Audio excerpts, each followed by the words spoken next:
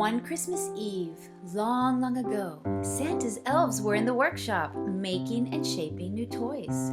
From the pointy tips of their ears down to their curly toes, their bodies ached, their fingers were numb, and their elbows were sore. The head elf stood up to state his report. "We need a break from this back-breaking work." His assistant chimed in. "That's right, I decree. A snack is in order. It's cookies for me." The elves tied on their aprons, put on their oven mitts. They stirred and stirred and added ingredients. They baked and they baked and they baked some more, and a cloud of flour filled the workshop from roof to floor. The cloud and the smell reached Santa's nose. "Mrs. Claus," he questioned, "whose cookies are those?" The two of them raced to the kitchen just in time to witness what would be Christmas history's greatest crime. As the elves took the cookie sheets out of the ovens, North Pole's Christmas magic made the cookies come alive all of a sudden. The cookies jumped off the pans and began to run.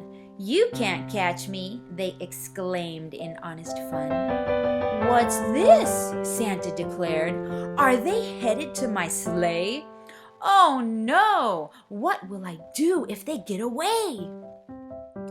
The elves scurried to cut the cookies off at the pass, but the moving morsels were running too fast. The gingerbread, sugar, and chocolate chip cookies tumbled and crumbled into the sleigh and gathered the reins. Rudolph looked confused, but he took off anyway. Still running, Santa called, "Rudolph, Rudolph, come back!" But it was too late. The cookies were driving the reindeer too fast. Ascending toward heaven, they spotted a beautiful Texas sunset and began heading south. They had no idea where this adventure would lead. Soon they would find out. In a quiet field on that breezy Christmas Eve night, a group of trail-riding cowboys returned to camp while there was still a little daylight. Their cook had started the campfire and now stirred a thick stew. He got the tin cups ready for the cowboys' coffee brew.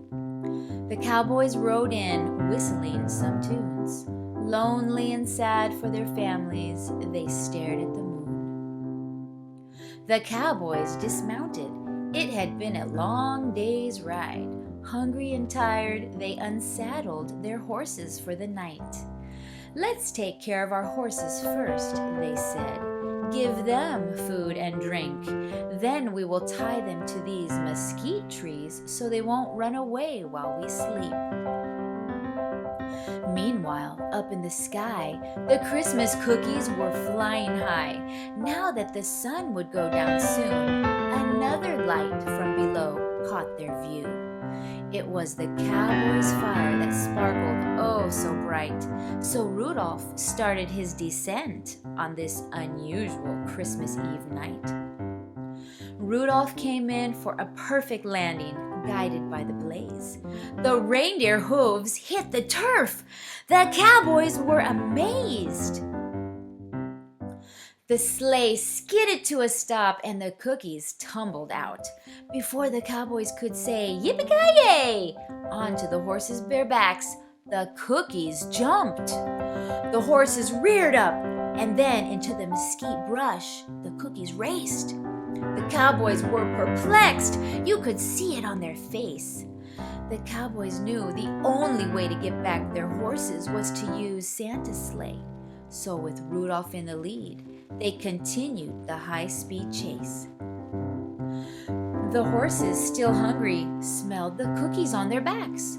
So they bucked the magical cookies off and then ate them very fast. The cowboys arrived at the scene to see the spectacular sight of their horses eating the magical Christmas delights. Out of the sleigh, the cowboys clambered, intent on getting back their horses. Grabbing the whimsical reins, their spurs on boots rattled. The cowboys mounted their horses, who were still chewing the tasty crumbs. To their surprise, they started floating. To Christmas magic, they had succumbed. The cowboys got the ride of their life. They sailed high through the sky, leaving a trail of Christmas magic behind. Now, whatever became of Rudolph and Santa's sleigh? Well, Rudolph's nose knew the way, so he just quietly slipped away. This is how the legend began. Why horses are called bucking broncos in Texas, and if you look south toward the Gulf during a Texas sunset, you just might catch a glimpse of the Cowboy Constellation's magical trail.